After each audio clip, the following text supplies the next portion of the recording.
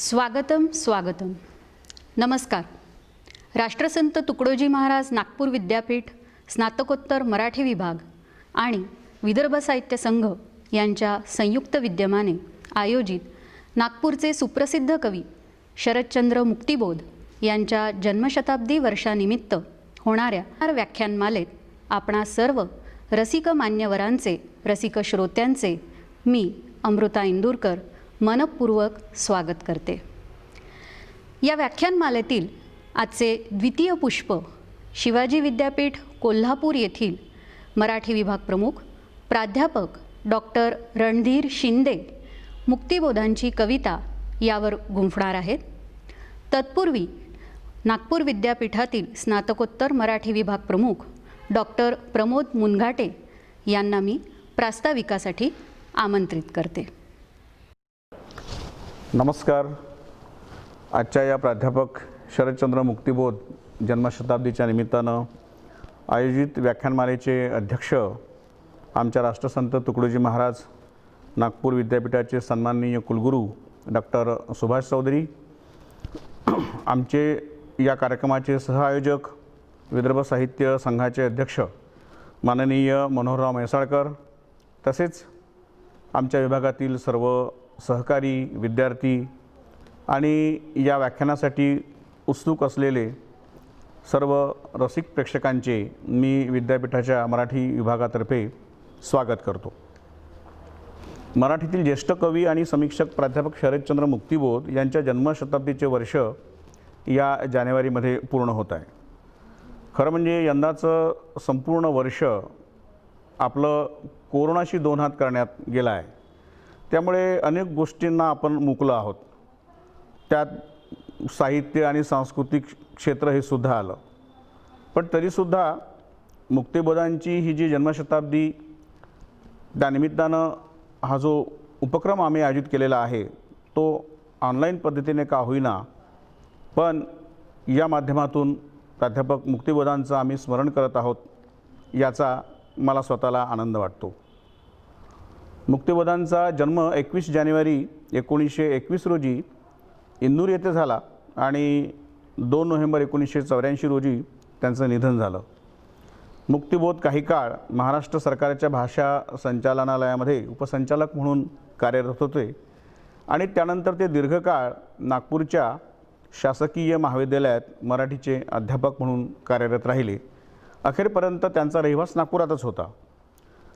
मुक्तिबोध यांचं एकूणच मराठी साहित्यातील योगदान आणि नागपूरशी असलेला त्यांचा हा संबंध लक्षात घेता राष्ट्रसंत तुकडोजी महाराज नागपूर विद्यापीठाच्या आमच्या मराठी विभागाने त्यांची जन्मशताब्दी साजरी करण्यासाठी एक आयोजन करावं असं ठरलं. त्यासाठी आम्ही एक समिती स्थापन केली होती, कार्यक्रमांची आखणी केली आणि आमच्या या उपक्रमामध्ये नागपूरच्या विदर्भ साहित्य संघाने सुद्धा सहभाग घेण्याची तयारी दर्शवली.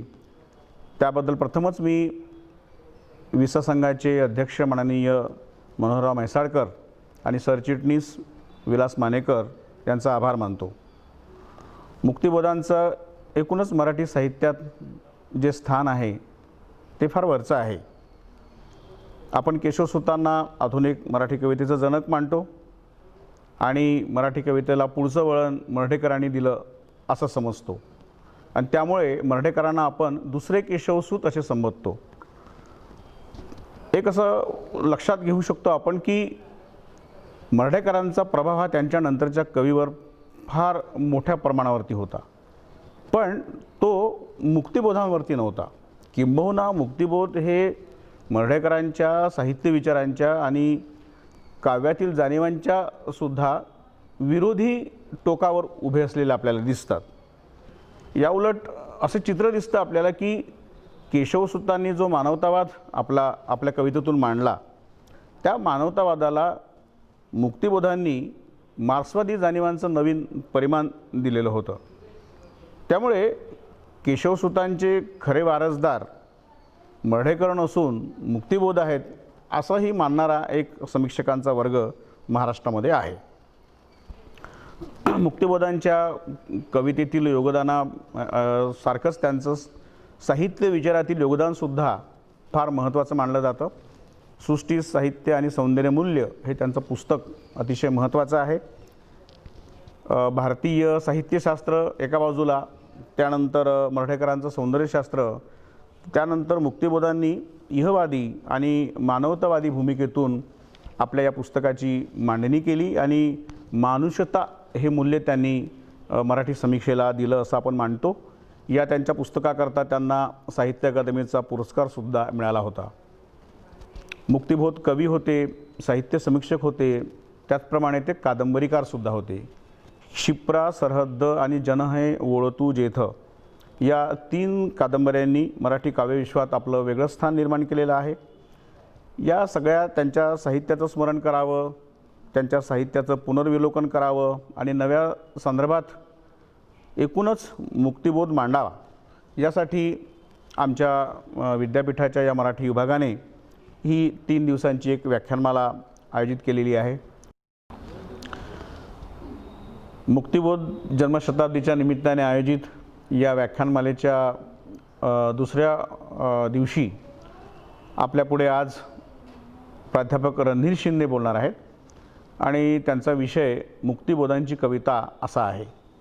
प्राध्यापक रणधीर शिंदे हे कोल्हापूरच्या शिवाजी विद्यापीठात मराठी विभागाचे प्रमुख आहेत आणि कविता, कादंबरी आणि वैचारिक साहित्याचे समकालीन भाष्यकार म्हणून सुप्रसिद्ध आहेत.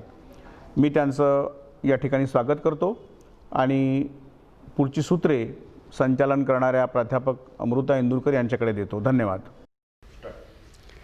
धन्यवाद सर. यानंतर विदर्भ साहित्य संघाचे अध्यक्ष माननीय श्री मनोहरराव म्हैसाळकर यांना या प्रसंगी शुभेच्छापर मनोगतासाठी मी सविनय आमंत्रित करते.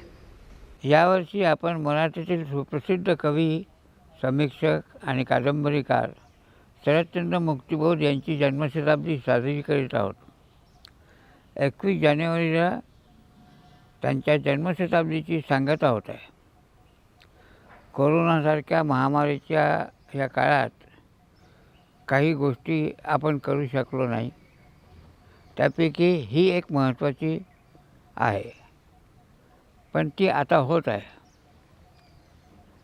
हे समाधान नक्कीच आहे. मुक्तिबोधांचं मराठीतील साम्यवादी कवी म्हणून, समीक्षा म्हणून, विचारवंत म्हणून, कादंबरीकार म्हणून असलेलं स्थान अतिशय महत्त्वाचं आहे. त्यांनी आपल्या साहित्यातून मांडलेला माणुसतेचा विचारही हा मराठी साहित्यात तो अपूर्व होता. कवी अनिल, विंदा करंदीकर, मुक्तिबोध, नारायण सुर्वे या मंडळींनी मराठीत साम्यवादी कवितेची पायाभरणी जशी केली तसाच तो विचारही प्रभावीपणे मांडला. त्या विचारांना अधिक टोकदार आणि स्पष्ट करून आपल्या लेखनातून मांडण्याचा आणि त्याद्वारे मराठी साहित्य विश्व अधिक समृद्ध करण्याचं श्रेय निश्चितपणे मुक्तिबोधांना जातं. त्यांचा जन्मशताब्दी सोहळा विदर्भ साहित्य संघ आणि राष्ट्रसंत तुकडोजी महाराज नागपूर विद्यापीठ यांच्या संयुक्त विद्यमाने आयोजित होत आहे. या सोहळ्याला मी माझ्या मनपूर्वक शुभेच्छा देतो आणि नव्या पिढीला मुक्तिबोधांच्या साहित्याची नव्याने ओळख पटेल असा विश्वास प्रकट करतो. थांबतो. धन्यवाद सर. आजच्या कार्यक्रमाचे अध्यक्ष राष्ट्रसंत तुकडोजी महाराज नागपूर विद्यापीठाचे कुलगुरू माननीय सुभाषजी चौधरी यांना अध्यक्षीय भाषणासाठी निमंत्रित करते. सर्वांना नमस्कार. विदर्भ साहित्य संघाचे अध्यक्ष मनोहरराव म्हैसाळकर तसेच आजच्या व्याख्यानाचे सन्माननीय वक्ता, या व्याख्यानमालेचे आयोजन आमच्या मराठी विभागाचे प्रमुख डॉक्टर प्रमोद मुनघाटे आणि त्यांचे सर्व सहकारी, तसेच या व्याख्यानमालेकरिता उपस्थित सर्व प्राध्यापक, विद्यार्थी व रसिक मित्र हो. प्राध्यापक शरदचंद्र मुक्तिबोध जन्मशताब्दी निमित्त आमच्या विद्यापीठाच्या वतीने 3 दिवसाची व्याख्यानमाला आयोजित केली, याचा मला आनंद झाला आहे. तसेच या व्याख्यानमालेच्या आयोजनात नागपूरची विदर्भ साहित्य संघ ही संस्था सहभागी झालेली आहे, याचा तर मला विशेष आनंद वाटतो. त्यासाठी साहित्य संघाचे अध्यक्ष माननीय श्री मनोहर म्हैसाळकर यांना मी त्यासाठी धन्यवाद देतो. आपणा सगळ्यांना माहीतच आहे की कवी शरदचंद्र मुक्तिबोध हे मराठीतील एक प्रमुख कवी होते. त्यांचा जन्म मध्य प्रदेशात इंदूरला झाला असला तरी त्यांचे संपूर्ण आयुष्य नागपूरला व्यतीत झाले. ते नागपूरच्या शासकीय महाविद्यालयात मराठीचे प्राध्यापक होते. त्यांच्या कवितेने मराठी नवे युग निर्माण केले असे सर्व अभ्यासक एकमताने मान्य करतात.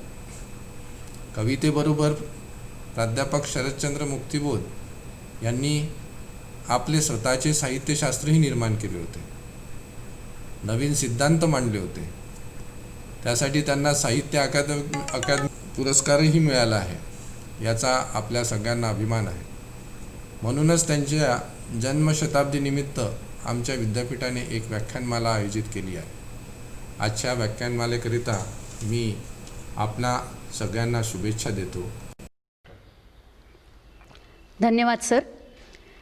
आजचे व्याख्याते डॉक्टर रणधीर शिंदे यांचा परिचय व प्रास्ताविक सादर करण्यासाठी नागपूरचे डॉक्टर राजेंद्र नाईकवाडे यांना पाचारण करते. रसिक हो, नमस्कार.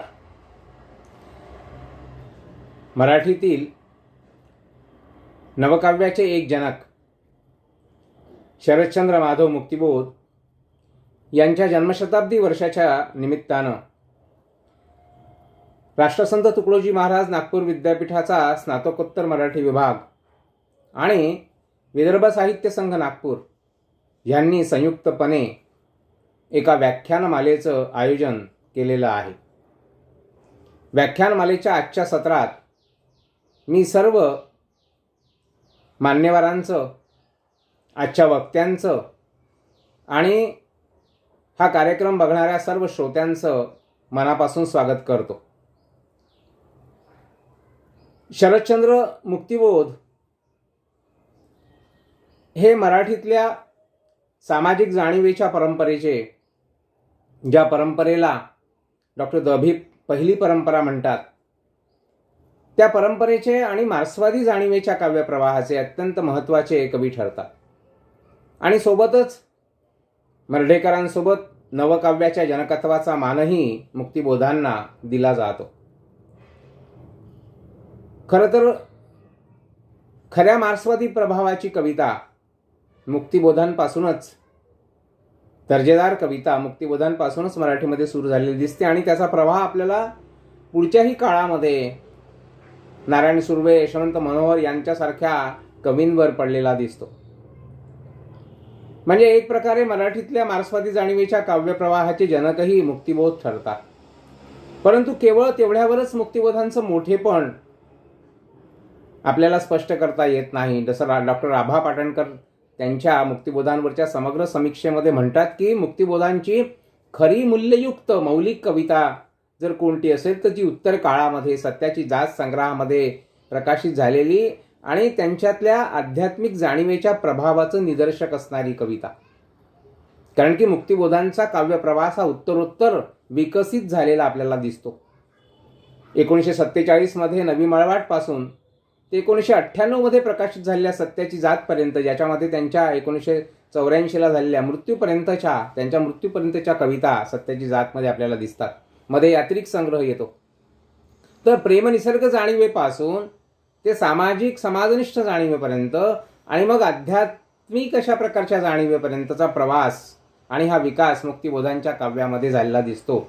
मुक्तिबोध आपल्या कवितेबद्दल आणि आपल्या काव्यप्रवासाबद्दल एका कवितेमध्ये सुंदर शब्दांमध्ये असं म्हणतात की मला ओळखावयाला हवे माझे स्वप्न तुला, माझा असा जीव हवा माझी तळमळ तुला, धुलीमध्ये माझा माथा नम्र होतो ज्याच्यामुळे, विराट त्या गगनाचा थोडा हवा भास तुला, कणणाऱ्या जीवनाच्या तळी अंथरावा जीव, पिढेतील चैतन्याचा तुला स्पर्श व्हाया हवा, मला ओळखावयाला हवे माझे स्वप्न तुला, माझा असा जीव हवा माझी तळमळ तुला.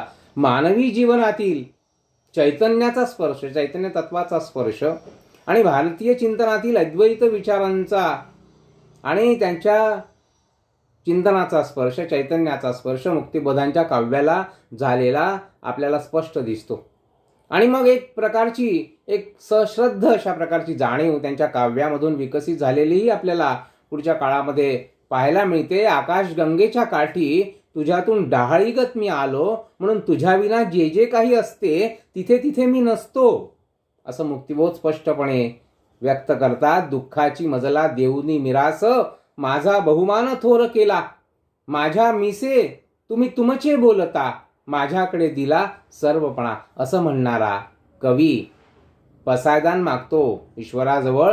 सरस हृदय करी, सरस हृदय करी, मनोमनातील करुणा जागव, शुष्क मलिनी या उदास जीवनी, उदार प्रेमाची वर्षा कर, वेष्टी ते परमेष्टी, असा जाणीव प्रवास करणारी मुक्तिबोधांची कविता. आणि अत्यंत वैशिष्ट्यपूर्ण मराठी काव्य प्रवासामध्ये आत्मनिष्ठ आणि राहून अशा प्रकारची कविता निर्माण करणारा, कोणत्याही बाह्य राजकीय प्रतिमेचं ओझं न बाळगता काव्य लिखन करणारा असा अस्सल जाणीवेचा कवी शरदचंद्र मुक्तिबोधांसारखा विरळाच आपल्याला म्हटला पाहिजे. आणि या कवितेवर अधिकारवाणीनं भाष्य करण्याची क्षमता असणारे महाराष्ट्रातील एक ख्यातनाम समीक्षक डॉक्टर रणधीर शिंदे आज आपल्यामध्ये उपस्थित आहेत. रणधीर शिंदे हे मुक्तिबोधांच्या काव्याचे मर्मज्ञ अभ्यासक आहेत. स्वतः त्यांचं पुस्तक शरदचंद्र मुक्तिबोध व्यक्ती आणि वाङ्मय, ज्वालेचे फूल असं त्याचं शीर्षक आहे. त्याचे लेखक डॉक्टर रणधीर शिंदे आपल्यामध्ये आहेत.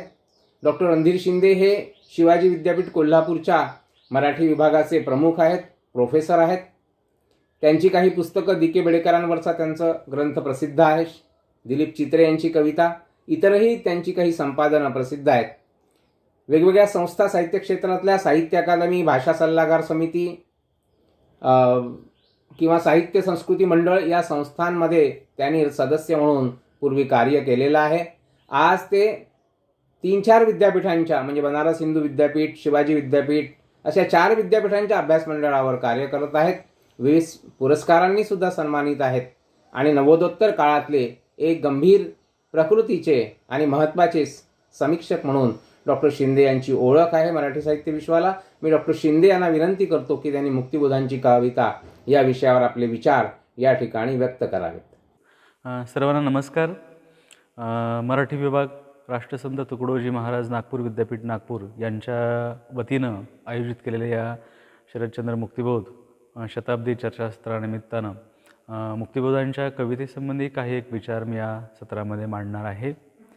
राष्ट्रसंत तुकडोजी महाराज विद्यापीठाचे माननीय कुलगुरू डॉक्टर सुभाष चौधरी, मराठी विभागाचे प्रमुख doctor Pramod Munghate, doctor Shailendra Lende, doctor Rajendra Naikwade, doctor Amruta Indurkar आणि आभासी माध्यमाद्वारे मुक्तिबोधांच्या साहित्यासंबंधी जाणून घेण्यासाठी वाचकप्रेमी आणि आपण सर्वजण एकतर मराठी विभाग नागपूर विद्यापीठाने मुक्तिबोधांच्या संबंध साहित्यासंबंधी त्याचं एक पुनरावलोकन, त्याचा एक पुनर्विचार करण्याच्या निमित्तानं, त्यांच्या शताब्दीनिमित्तानं हे चर्चासत्र आयोजित केले.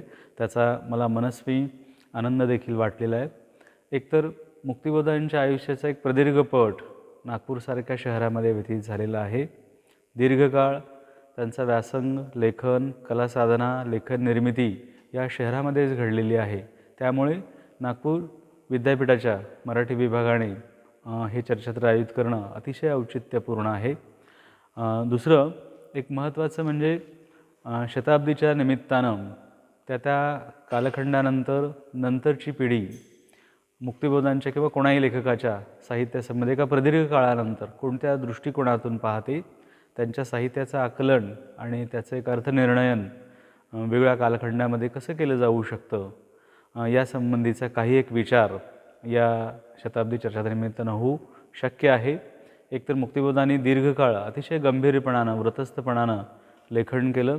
कविता, कादंबरी आणि समीक्षा आणि इतरही काही स्फुट स्वरूपामध्ये त्यांची लेखन निर्मिती त्यांनी केली.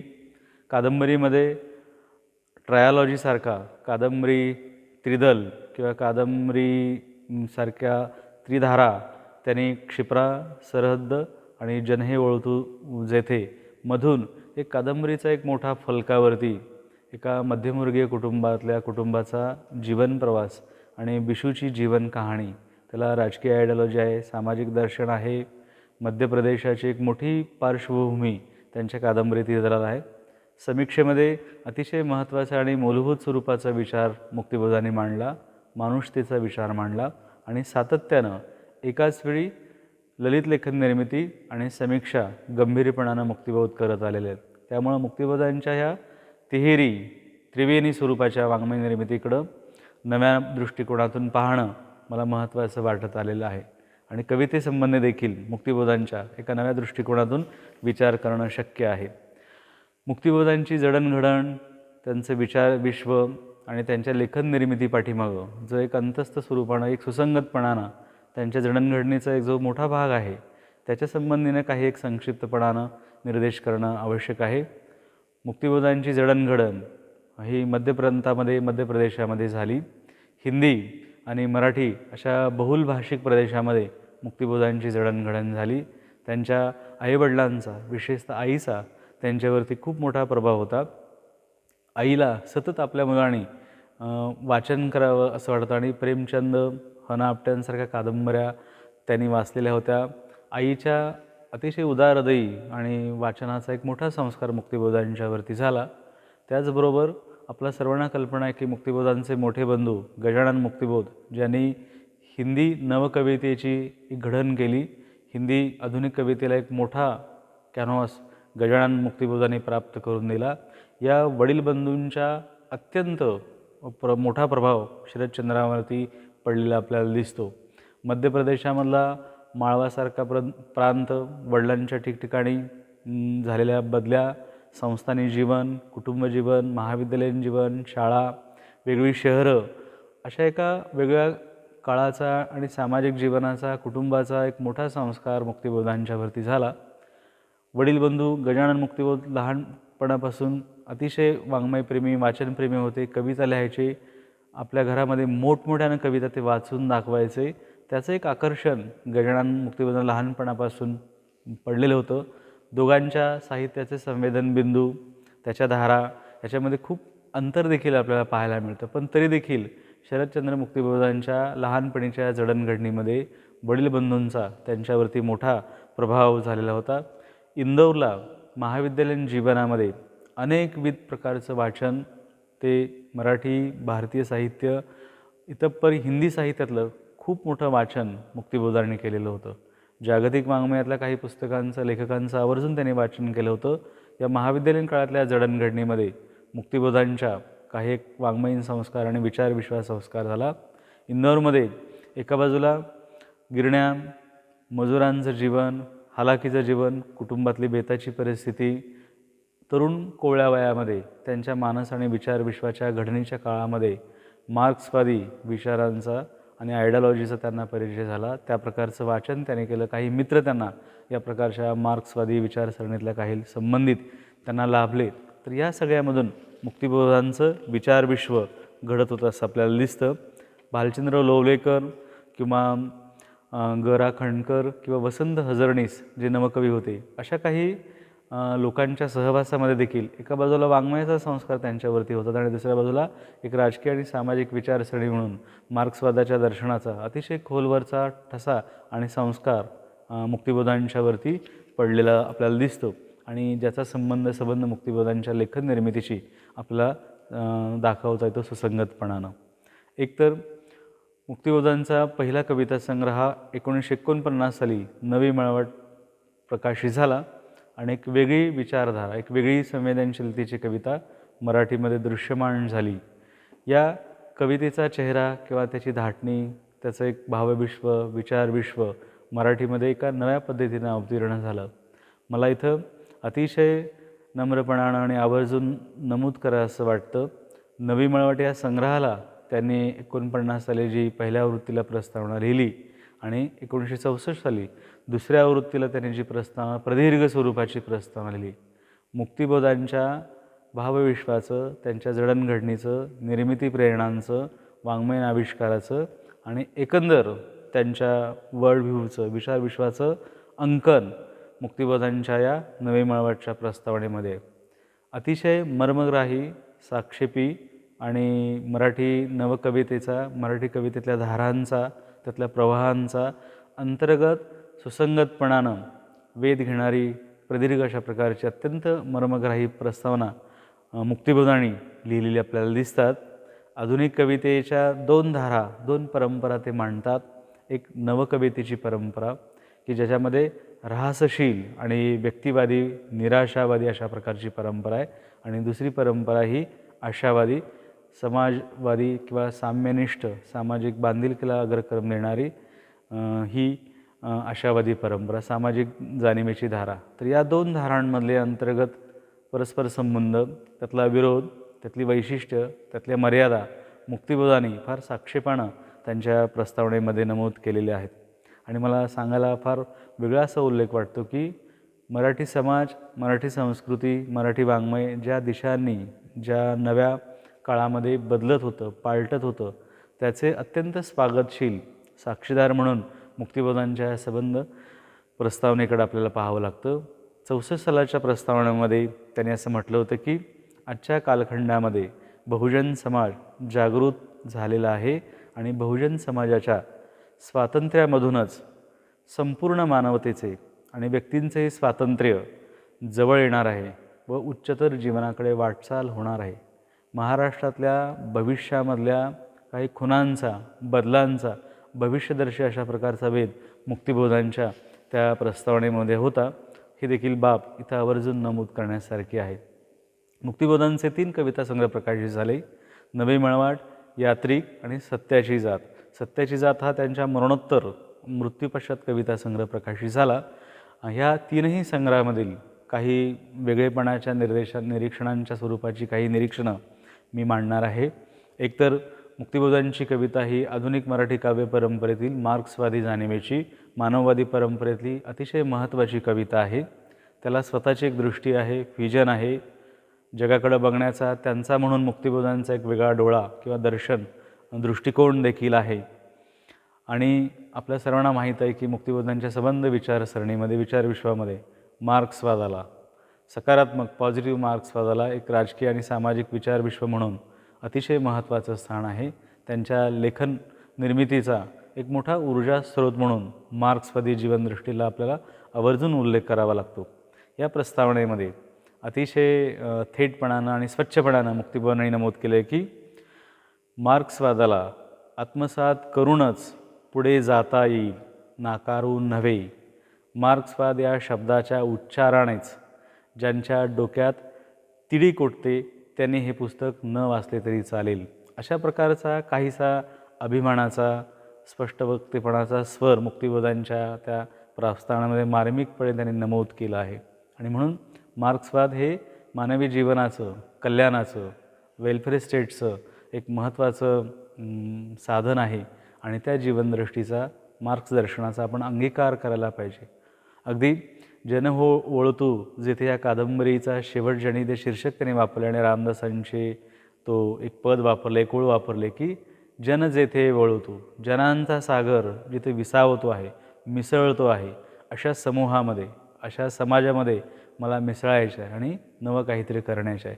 या प्रकारचं त्या काळातलं एका बाजूला राष्ट्रीय स्वातंत्र्याचं किंवा राष्ट्रवादाचं आणि जे सामाजिक बांधिलकीला महत्त्व मांडणारं अशा प्रकारचा दृष्टिकोन आहे. तर मार्क्सवादी दृष्टिकोनाचा त्यांच्या लेखन निर्मितीमध्ये फार उपस्थिती फार महत्त्वाची आहे आणि म्हणून ही एक प्रेरणा त्यांच्या मार्क्सवादाची आहे. याबरोबरच मार्क्सवादांच्या संबंध लेखनाचा एक दृष्टिकोन मार्क्सवादाशी निगडीत म्हणजे जीवनातल्या, जगण्यातल्या, वास्तवातल्या द्वंद्वात्मकतेच्या आधारानं आपण जीवनानुभव ग्रहण करणं आणि जगाची बांधणी, रचना ही काहीतरी द्वंद्व गोष्टीवर निर्माण झालेली आहे. गरीब आणि श्रीमंतासारखा भेद असेल, अनेक प्रकारचे भेद सामाजिक जीवनामध्ये आहेत, विषमता आहे पराकोटीची. तर जीवनातल्या द्वंद्वाच्या मुळाशी असणाऱ्या सनातन जीवन सत्तेची जाणीव देखील माझ्या कवितेची प्रेरणा आहे असं त्यांनी म्हटलं आहे. मार्क्सवादाकडून एका मूलभूत अशा उच्चतर अशा व्यापक अशा प्रकारच्या मूलभूत द्वंद्वास्तव जाणीवेचं एक निर्मिती स्रोत ते सांगत राहतात. आणि हे जीवन गतिशील स्वरूपाचं आहे आणि गतिशील जीवनामध्ये हे द्वंद्वात्मक दर्शन हा माझ्या मनाचा प्रत्यय आहे. आपल्या जीवनानुभवाचा, संवेदनशीलतेचा अर्क सांगणारं हे विधान आहे. ह्या द्वंद्वात्मक अनुभवातून माझ्या प्रज्ञेची मूस घडलेली आहे आणि माझा बघण्याकडे जगाचा डोळा हा द्वंद्वात्मकतेचा आहे आणि या द्वंद्वात्मक डायलेक्टिकमधून मी जीवनाचं दर्शन घेतो. तर ही एक महत्त्वाची त्यांच्या कवितेची महत्त्वाची प्रेरणा आहे. आणखी एक ठिकाणी त्यांनी फार चांगलं असं नमूद केलं आहे की सृष्टी आणि मानव यांच्या संबंधाबद्दल मुक्तिबोधांचं म्हणून एक परिप्रेक्ष्य आहे. मुक्तिबोध ह्या सगळ्यांच्याकडं कशा पद्धतीनं पाहतात, मानव आणि निसर्ग, मानव आणि सृष्टी यांच्या संबंधाकडं, नात्यांच्याकडं ते कोणत्या दृष्टिकोनातून पाहतात. आणि म्हणून सृष्टी व मानव, मानव व मानव यांच्यातील खंडित झालेले मैत्र प्रत्यक्षात एका उच्चतर पातळीवरती सामूहिक साकार करण्याच्या दिशेनेच मानवी इतिहासाची प्रगती होत आहे व होत राहील. तर या द्वंद्वात्मक इतिहासाबद्दल, परंपरेबद्दल पाहण्याची एक मुक्तिबोधांची एक वेगळी दृष्टी आहे. या इतिहासाचं एक वेगळं दर्शन आहे, ते गतिशील स्वरूपाचं आहे, चैतन्य स्वरूपाचं आहे आणि ती माणसाची प्रगती ह्या इतिहासाला साक्षींपुढं होत राहणार आहे, असा एक मोठा आशावाद मुक्तिबोधांच्या निर्मितीमध्ये आपल्याला पाहता येतो. मुक्तिबोधांच्या कवितेचा विचार करत असताना देखील मराठीतली मार्क्सवादी काव्य परंपरेतली एक महत्त्वाची कविता म्हणून आपण त्याचा निर्देश केला.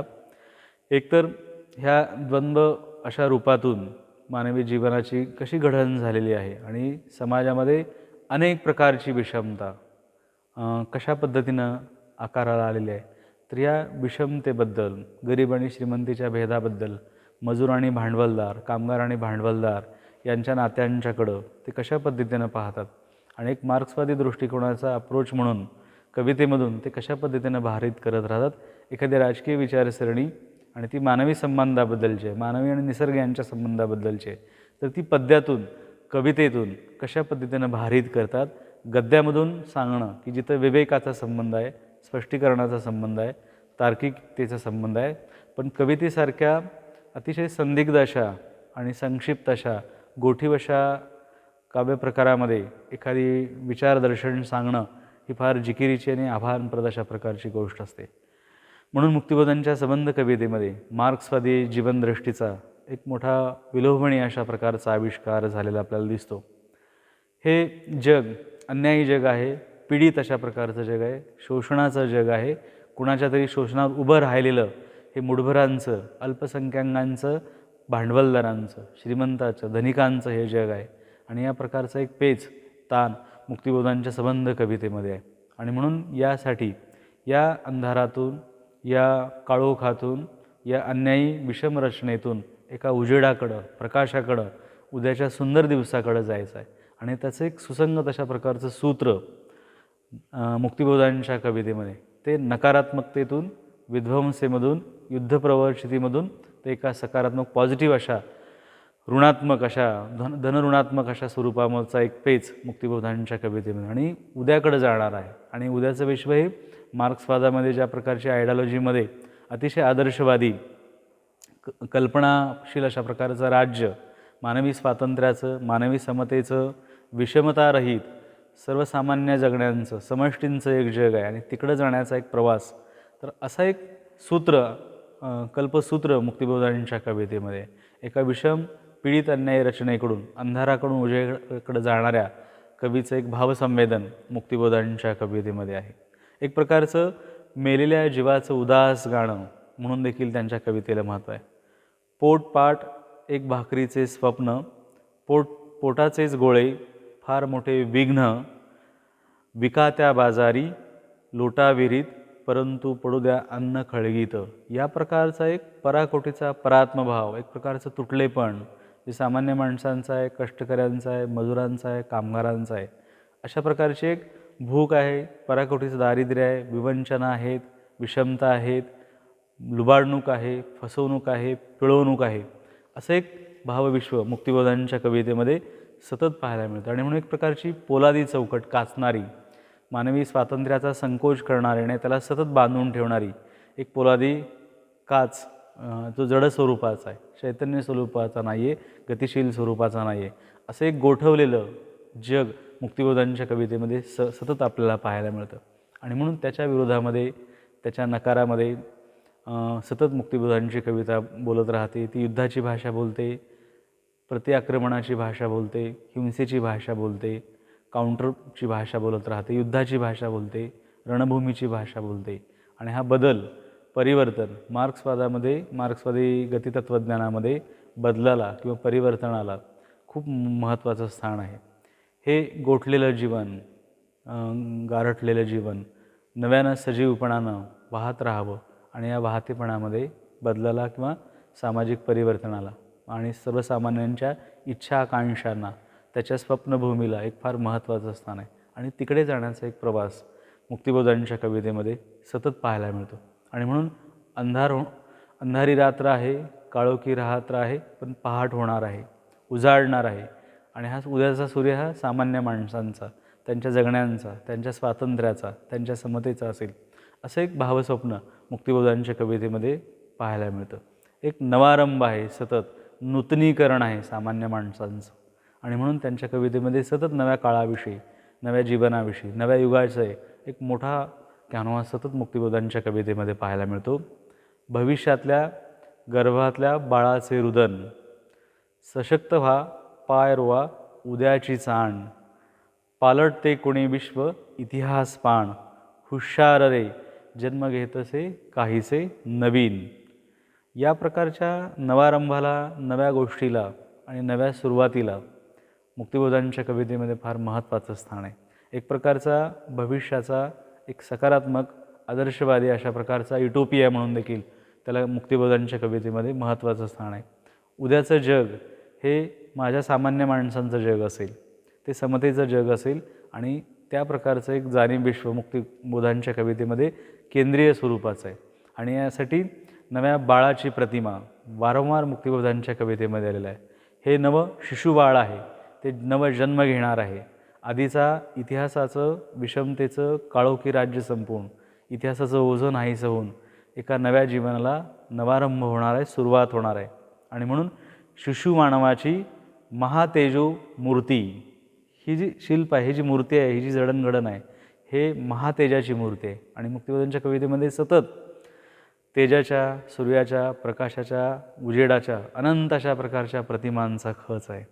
ते देखील सामान्यांच्या समष्टीच्या बांधिलकीसाठी म्हणून देखील मुक्तिबोधांच्या कवितेमध्ये हे समष्टीचं स्वप्न म्हणून उजेडाचं एक स्वप्न, उजेडाची नांदवणूक माझ्या पृथ्वीवर नांदणार आहे, या प्रकारचं एक युटोपिया मुक्तिबोधांच्या कवितेमध्ये. रुधिराच्या लाल साम्राज्यात बाळ नवे रडते क्रंदुणी, हे नव्या बाळाचं रडणं देखील हे असहाय्य आणि अस्वस्थ नाही आहे, तर त्या नव्या जीवनासाठी आहे, त्याला पोषक आहे, त्याचं पालन करणार आहे. आणि हे बाळाचं रडणं देखील उद्याच्या सुखदायी स्वप्नासाठी मुक्तिबोधांना महत्त्वाचं वाटतं. आणि म्हणून बाळाची कल्पना हे प्रमेय मुक्तिबोधांच्या कवितेमध्ये नव्या काळाचं स्वागत म्हणून देखील मुक्तिबोधांच्या कवितेमध्ये अनेकदा आपल्याला दिसतं. आणखी एक मुक्तिबोधांच्या कवितेमध्ये एक मोठा भाग मला दिसतो. दी के बेडेकर नावाचे मराठीमध्ये एक फार नामवंत समीक्षक होते. त्यांनी नागपूर विद्यापीठामध्ये 40-50 वर्षांपूर्वी फार महत्त्वाची 3 आधुनिक कवितेवरती व्याख्यानं दिली होती. आणि त्यांनी केशवसुतांच्या कवितेसंदर्भात एक फार सूत्रबद्ध अशा प्रकारचा विचार मांडला. त्याचं उपयोजन मला प्रत्यक्ष मुक्तिबोधांच्या कवितेमध्ये देखील सरळ पाहायला मिळतं. मुक्तिबोधांची संबंध कविता किंवा त्यांचं भावविश्व, जाणीवविश्वामध्ये आदर्शवादी अशा राज्याला, मनोराज्याला फार महत्त्वाचं स्थान आहे. जगातले प्रेषित, शोमेन जीवनाचं, जगाचं, पृथ्वीचं एक स्वप्न पाहत असतात. कलावंतांची आणि लेखकांची देखील एक स्वप्नभूमी असते आणि ती त्याला खुणावत असते.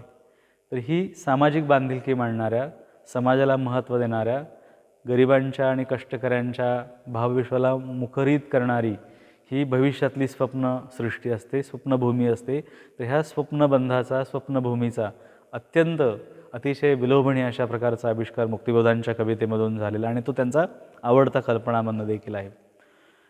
भारतातल्या किंवा जगातल्या अनेक कलावंतांनी आकाश आणि भूमी यांचं प्रमेय किंवा मिलन कल्पिलेलं आहे. ते लोकपरंपरेमध्ये आहे, अन्य लेखनामध्ये देखील आहे. तर अशा प्रकारचा एक कल्पनाबंध मुक्तिबोधांच्या कवितेमध्ये सतत भेटत राहतो.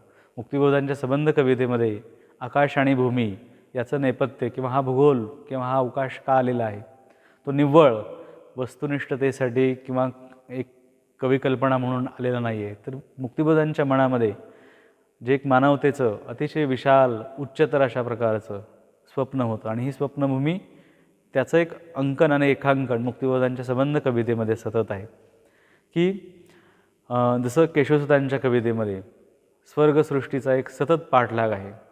भूमी आणि स्वर्ग यांचं मनोमिलन व्हावं आणि स्वर्गीची आनंदमयता पृथ्वीवरती नांदावी, हे प्रेषिताचं, कलावंताचं एक स्वप्न आहे.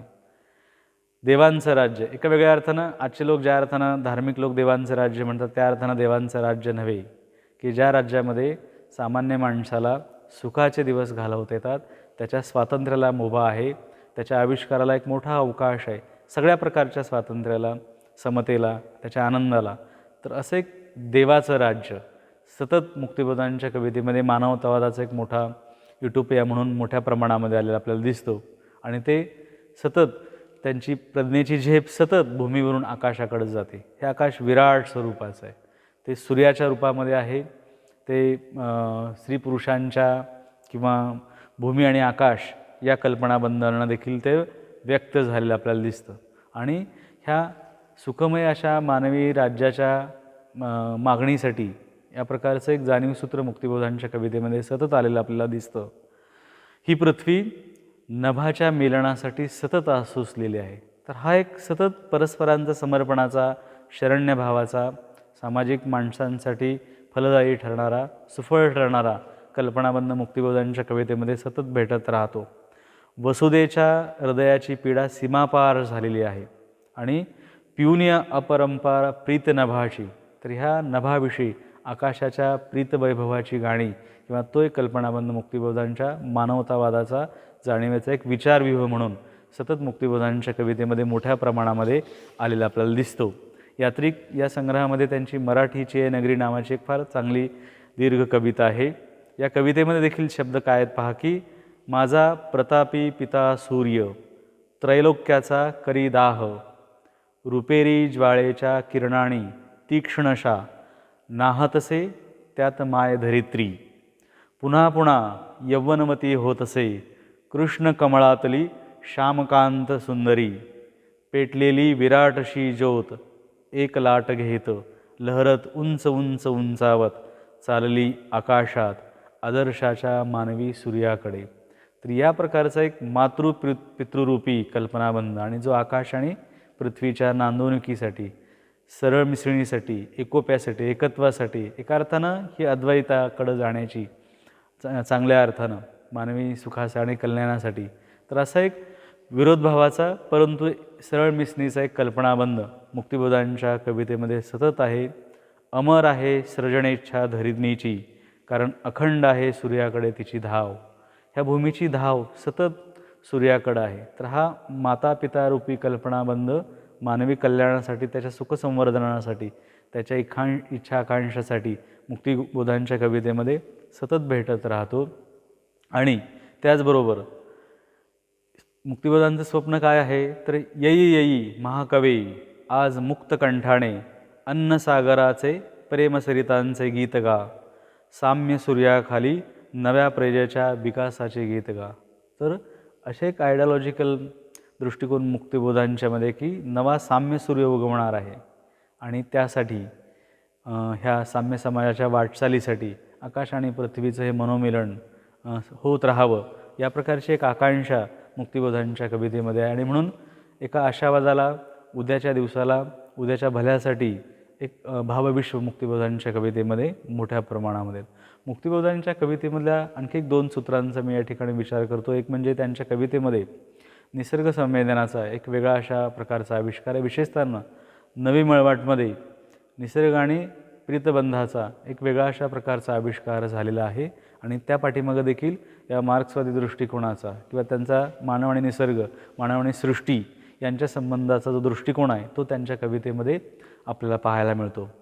एक प्रकारचं हे भावविश्व आहे ते व्यक्तिगत आणि नेणिवेतल्या मनातल्या काही गोष्टींचं अंकन करणारं, निसर्गाविषयीचं एक वेगळं, भूतकाळामध्ये अखंड अशा प्रकारचा धारण केलेला, अनुभवलेला निसर्गाविषयीचा देखील ही पाठलाग आहे.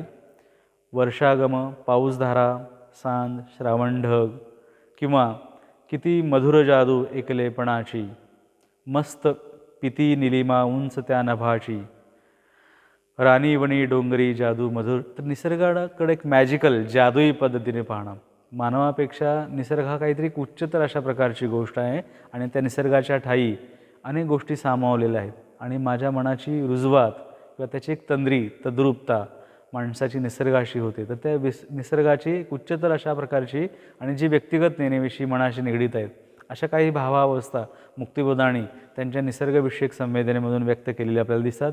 एका अर्थानं या कवितेचा निसर्गाशी एक सुखसंवाद चालू आहे. त्याचबरोबर एक प्रकारची या निसर्गाच्या सोबतीमधली परात्मता देखील आहे. एक व्याकुळ आठवण आहे, गतस्मरण आहे भूतकाळातल्या निसर्गाविषयीचं. त्याच्यातले एक विसंवादाचे देखील चित्र आहेत किंवा पुढच्या काळामध्ये हा निसर्गाचा आणि माणसाचा संबंध तुटलेला आहे आणि माणूस एकाकी होत चाललेला आहे. माणसाच्या विध्वंसकारी गतीनं ह्या निसर्गाला काळा डब्बा त्यांनी लावलेला आहे आणि म्हणून हा विसंवाद देखील निसर्गाच्या निमित्तानं मुक्तिबोधांच्या कवितेमधून अखेरच्या काही कवितांमधून आल्या आपल्याला दिसतो की एक वेल आहे, त्या वेलीची मुळाशी घाव घातला जातो आणि ती वेल कोसळते आणि जणू काही तिचा मृतदेह किंवा प्रेत निचेष्ट अशा प्रकारचं पडतं. तर एका बाजूला निसर्गाशी असणारं एकटेपण, त्याच्याशी सुखसंवाद, त्याची व्याकुळ आठवण, त्याचबरोबर निसर्गाचं एक विध्वंसकारी रूप देखील मुक्तिबोधांच्या कवितेमध्ये आपल्याला भेटत राहतं. या सूत्राला अनुसरूनच मुक्तिबोधांच्या कवितेमध्ये प्रीतबंधाचा, प्रेमभावनेचा एक अतिशय वेधक आणि वेगळ्या अशा प्रकारचा आविष्कार झालेला आपल्याला दिसतो. एक म्हणजे मानवी चैतन्याची खून म्हणून ह्या प्रेमबंधाचा आविष्कार त्यांच्या कवितेनं अतिशय उत्कट, तरल वाटावी अशा प्रकारची नवी मळवटमधली त्यांची ही प्रीत जाणीवेची कविता आहे. त्या निसर्गाच्या सानिध्यामधली या प्रेमबंधाची विविध रूपं त्यांनी व्यक्त केलेली आहेत. तिच्या आणि त्याच्या संबंधातला हा मनोगताचा एक संभाषिताचा एक देखील भाग आहे.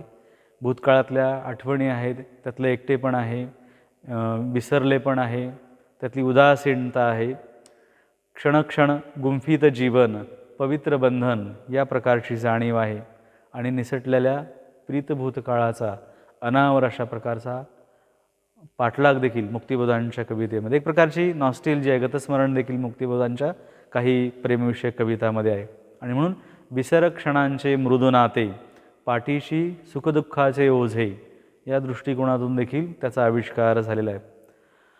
अपार दुःखावर माझ्या व्याकुळले जुने सुख, काहिली जीवाची एक क्षणाची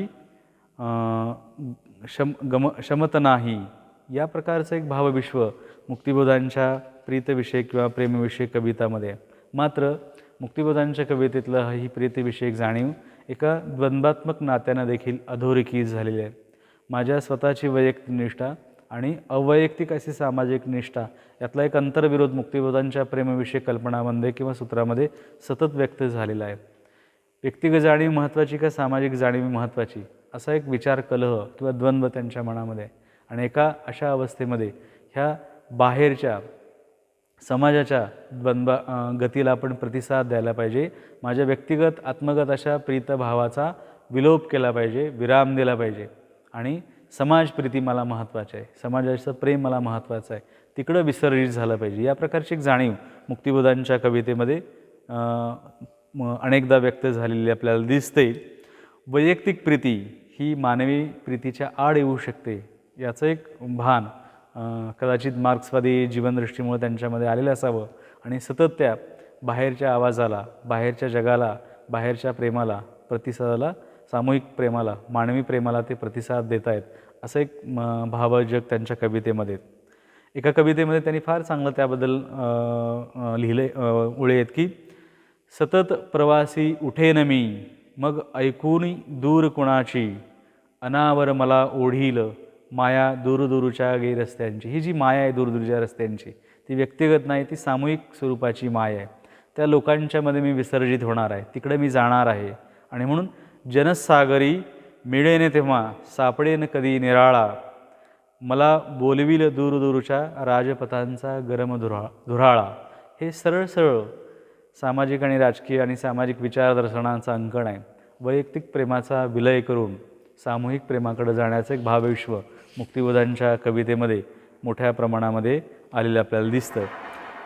या मुक्तिबोधांच्या कवितेमध्ये देखील एक प्रकारच्या प्रेमभावामध्ये वैयक्तिक निष्ठेमध्ये पेक्षा अवैयक्तिक निष्ठेच्या बाजूला जात असताना मुक्तिबोधांच्या कवितेमध्ये सहचरी किंवा प्रेयसीचं एक वेगळं अशा प्रकारचं रूप व्यक्त झालेलं आपल्याला दिसतं, जे पुढं काही कवींमध्ये आपल्याला मोठ्या प्रमाणावर मिळते की मुक्तिबोधांच्या कवितेतली सखी किंवा प्रिया ही त्याच्या सामाजिक जीवनामध्ये, सामाजिक कार्यामध्ये सहभागी होणारी आहे, त्याची ती साथीदार आहे, एक सोबतीण आहे आणि म्हणून तिचा सहवास, तिची उपस्थिती देखील राजकीय आणि सामाजिक दर्शनाला अतिशय उपयुक्त वाटणारे आहे. आणि म्हणून नव्या सूर्याच्या प्रकाशाखाली बसू दोघेही आणि गायीन मीही, नव्या छंदाच्या डफावरती सूर्ययुगाचे प्रदीप्त गाणे, खांद्याशी सूर्ययुगाचे नवीन नाते, नवीन प्रीती, नवीन रीत. तर ही मुक्तिबोधांची नवीन रीत आहे, नवीन प्रीत आहे, नवं गाणं आहे सामाजिक बांधिलकीचं, राजकीय विचारसरणीचं.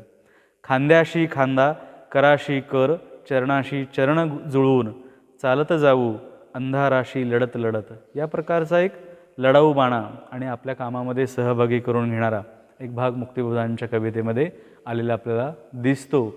याच दृष्टिकोनातून मुक्तिबोधांच्या शेवटच्या काही कवितांकडं आपण जाण्याचा प्रयत्न करणार आहोत. मुख्यत्वे सत्याची जात या संग्रहामध्ये एक प्रकारे मुक्तिबोधांच्या कवितेमध्ये काहीसा पालट मोठ्या प्रमाणामध्ये झालेला आपल्याला दिसतो की नवी मळवट आणि यात्रिक या संग्रहातल्या कवितेतल्या जाणीव विश्वापेक्षा अधिक वेगळ्या प्रकारची कविता, पण ते काही गद्य वाटावी, विधानपर स्वरूपाची वाटावी आणि आधीच्या जाणीवीच्यापासून काही एक सांधा निखळलेला आपल्याला दिसतो. एक प्रकारच्या दुभंगपणाची, एक प्रकारच्या बिस्कटलेपणाची जाणीव सत्याची जात या संग्रहामध्ये आहे. एक प्रकारचा आधीचा ठामपणा, आधीची श्रद्धा काहीशी डळमळीत या काळानं झालेली आहे त्यांच्या उत्तर काळातील कवितांमधून आणि म्हणून त्या जगाकडं पाहण्याचा दृष्टिकोन मुक्तिबोधांचा वेगळ्या स्वरूपाचा आहे. एक प्रकारचं संमिश्र स्वरूपाचं भावविश्व त्याच्यामध्ये आहे, मानवतावादाची धारा त्याच्यामध्ये आहेच आहे, परंतु मुक्तिबोध काहीतरी अडखळत आहेत आणि काही नव्या जगाचा कानोसा घेत आहेत आणि हे जग मात्र माणसाच्या विपरीत वागण्याने निर्माण झालेलं आहे. कधी कोणी एके काळी ज्या आदर्शाची बूज राखली, ज्या दर्शनावरती विश्वास ठेवला, हा विश्वास नव्या काळानं काढून टाकलेला आहे आणि हा पेच, हे दुभंगलेपण मुक्तिबोधांच्या सत्याची जातमधून आपल्याला पाहायला मिळतं. हे जग मिथ्या स्वरूपाचं जग आहे आणि माझा ऊर दुभंगून गेला आहे, मानव म्हणजे अस्सल मरकट, या प्रकारचा एक उपरोध आणि उपहासाची जाणीव मुक्तिबोधांच्या कवितेमध्ये.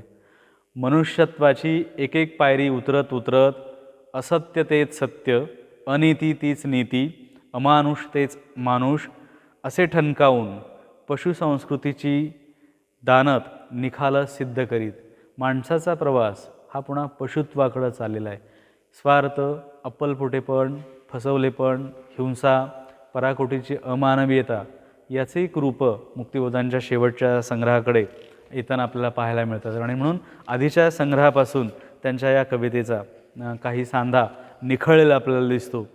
विसंगतीची चित्रं आहेत, यातना, गुलामी, शोषणाची देखील चित्रं आहेत आणि एक सूत्र मात्र या काळामध्ये त्यांचं काहीसं एक श्रद्धेचं विश्व, ज्याला मेटाफिजिक्स आदी भौतिक म्हणू, अशा काही भावजाणीवांचा पदर या कवितांना आहे. त्याचबरोबर पूर्वेच्या देशात उजाडले आहे, युरोपियन कॉन्टेक्समध्ये पुन्हा पूर्वेकडून काहीतरी नवं निर्माण होणार आहे, असा देखील एक श्रद्धाभाव किंवा आशाभाव त्यांच्या मनामध्ये निर्माण झालेला आहे. मरणाविषयी किंवा मृत्यूविषयी देखील एक वेगळं संवेदन मुक्तिबोधांच्या कवितेमध्ये, व्यक्ती आणि समाज मृत्यूबद्दलच्या अनेक नोंदी किंवा जाणीवा मुक्तिबोधांच्या कवितेत आहे. त्याचबरोबर या संग्रहाच्या मुक्तिबोधांच्या जाणीवांमध्ये पालट कसा झाला, आधीच्या नवी मळवट आणि यात्रिकमध्ये ज्या प्रकारचं जाणीव जग भावविश्व होतं ते एकदम उलटं नंतरच्या संग्रहामध्ये कसं झालं.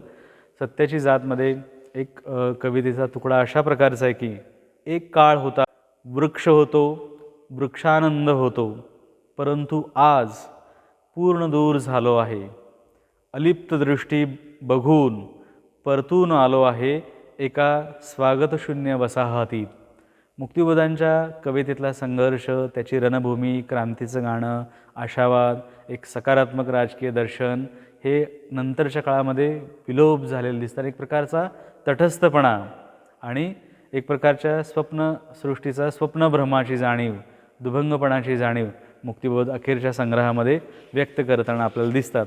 तर या अंगानं मुक्तिबोधांच्या कवितेचा काही एक विचार मी इथं मांडला. मुक्तिबोधांचं नातं काही वेळा नवकवितेशी दाखवता येतं. मर्ढेकरांच्या उपहासात्मक किंवा उपरोधात्मक किंवा संतांच्या फटकळ अभंगाशी देखील मुक्तिबोधांचं नातं आपल्याला सांगता येतं. संत परंपरेचं अत्यंत सूक्ष्म अशा प्रकारचं वाचन त्यांचं असावं, कारण या संत परंपरेच्या बोलण्याच्या, सादरीकरणाच्या, फटकळपणाच्या अनेक खुणा आणि शब्दकळेच्या देखील मुक्तिबोधांच्या, ज्ञानेश्वरांच्यापासून नामदेव, रामदास, तुकारामांच्यापर्यंतच्या खुणा आहेत. दीर्घ कवितेचा कल्पनाबंध त्याने लिहिला. तर असं एक मुक्तिबोधांच्या कवितेसंबंधी आपल्याला म्हणता येईल. समारोपाकडे येताना एक 2-3 निरीक्षणं मुक्तिबोधांच्या कवितेसंबंधी मांडतो. मुक्तिबोधांची कविता ही मराठीतील मार्क्सवादी परंपरेतील, आधुनिक मार्क्सवादी परंपरेतली अतिशय महत्त्वाची कविता आहे आणि मराठीमध्ये प्रथमतःच इतक्या विपुल आणि व्यापकपणानं मार्क्सवादी विचारदर्शनाचा, त्या विचारदृष्टीचा आविष्कार करणारी आणि मार्क्सवादी तत्त्वज्ञानामध्ये जी महत्त्वाची विचारसूत्र मांडली त्यासंबंधीचा आविष्कार करणारी ही महत्त्वाची कविता आहे. मुक्तिबोधोत्तर काळामध्ये ज्या प्रकारची मार्क्सवादी किंवा वर्गीय जाणीवेची कविता लिहिली, या वर्गीय जाणीवेचा अत्यंत व्यापक आणि सखोल अशा प्रकारचा आविष्कार मुक्तिबोधांच्या कवितेमधून झाला. हे एक मोठी फलश्रुती मुक्तिबोधांच्या कवितेची मांडता येईल. दुसरा एक आणखी भाग मुक्तिबोधांच्या कवितेचा आधुनिक काळामध्ये ज्या साम्यवादी आणि साम्यनिष्ठ आणि समाजवादी आणि वर्गीय रचनेचं भावविश्व कवितेमध्ये मांडलं किंवा त्याचा पुढच्या काळामध्ये अधिक विस्तार झाला, त्याच्या विपुल अशा प्रकारच्या बीजगुणा मुक्तिबोधांच्या कवितेत आणि या कवितेनं एकाच वेळी नारायण सुर्वे यांच्या कवितेला प्रेरित किंवा प्रभावित केलं आपल्याला दिसतं. त्याचबरोबर दलित कवितेला देखील प्रभावित केलेलं आपल्याला दिसतं. हे देखील मुक्तिबोधांच्या कवितेचं एक महत्त्वाचं वेगळेपण आहे. याचबरोबर मुक्तिबोधांच्या कवितेमधून ज्या प्रकारचं प्रतिमान विश्व आलं की इतक्या विपुल प्रमाणामध्ये सूर्यप्रतिमांचा खच की जो पुढं दलित कवितेमध्ये, सुर्व्यांच्या कवितेमध्ये खूप मोठ्या प्रमाणामध्ये पाहायला मिळतो. तर हा उजेडाच्या, प्रकाशाच्या इतक्या अनंत स्वरूपाच्या शेड्स मुक्तिबोधांच्या कवितेमध्ये पाहायला मिळतात. त्याचबरोबर रक्त, लाल रंगाला देखील मुक्तिबोधांच्या कवितेमध्ये एक महत्त्वाचं स्थान आहे. एका बाजूला ते मार्क्सवादी तत्त्वज्ञानाशी निगडीत नातं सांगणार आहे. हिंसा किंवा युद्ध, संघर्ष आणि त्यासाठी लाल रंगाचा वापर झाला. त्याचबरोबर एक जीवनाचं गतितत्व म्हणून देखील, एक चैतन्य तत्व म्हणून देखील लाल रंगाची उपस्थिती मुक्तिबोधांच्या कवितेमध्ये मोठ्या प्रमाणामध्ये. तर या अर्थानं देखील मुक्तिबोधांची कविता मराठीतली आधुनिक काव्य परंपरेतली महत्त्वाची कविता आहे. अनेक नव्या जाणीवा आणि आविष्काराची रूपं मुक्तिबोधांच्या कवितेनं मराठीत दिली. या दृष्टिकोनात मुक्तिबोधांच्या कवितेकडे आपण पुन्हा एकदा नव्यानं पाहायला पाहिजे असं मला वाटतं. मुक्तिबोधांच्या कवितेबद्दल काही एक सूत्ररूपानं मी इथं सांगण्याचा प्रयत्न केला. मुक्तिबोधांच्या शताब्दीनिमित्तानं मराठी विभाग राष्ट्रसंत तुकडोजी महाराज विद्यापीठ नागपूर यांनी मला या विषयावर बोलण्याची संधी दिली, त्याबद्दल संयोगांचे आभार मानतो आणि थांबतो. डॉक्टर रणधीर शिंदे यांनी मुक्तिबोधांच्या कवितेवर अतिशय अभ्यासपूर्ण विवेचन केलं. धन्यवाद सर. आपले विवेचन अतिशय मोलाचे ठरेल विद्यार्थी मित्रमंडळींना. आता कार्यक्रम शेवटच्या टप्प्याकडे जातो आहे आपला. आभाराकडे वळते. आजच्या कार्यक्रमाचे अध्यक्ष राष्ट्रसंत तुकडोजी महाराज नागपूर विद्यापीठाचे कुलगुरू माननीय सुभाषजी चौधरी यांनी अध्यक्षपदासाठी स्वीकृती देऊन वेळात वेळ काढून आम्हाला आपल्या शुभेच्छांनी लाभान्वित केले, यासाठी मराठी विभागाच्या वतीने मी आपले मनपूर्वक आभार मानते. विदर्भ साहित्य संघाचे अध्यक्ष माननीय मनोहरराव म्हैसाळकर यांनी शुभेच्छापर मनोगत व्यक्त करून आमचा उत्साह वृद्धिंगत केल्याबद्दल मी त्यांच्याप्रती कृतज्ञता व्यक्त करते. शरदचंद्र मुक्तिबोध यांच्या जन्मशताब्दी वर्षानिमित्त इतक्या देखण्या उद्बोधक कार्यक्रमाचे सुनियोजन केल्याबद्दल स्नातकोत्तर मराठी विभाग प्रमुख डॉक्टर प्रमोद मुनघाटे यांच्याप्रती धन्यवाद व्यक्त करते. व्याख्याते डॉक्टर रणधीर शिंदे यांचा परिचय आणि अतिशय उत्तम असे प्रास्ताविक सादर केल्याबद्दल डॉक्टर राजेंद्र नाईकवाडे यांचे आभार मानते.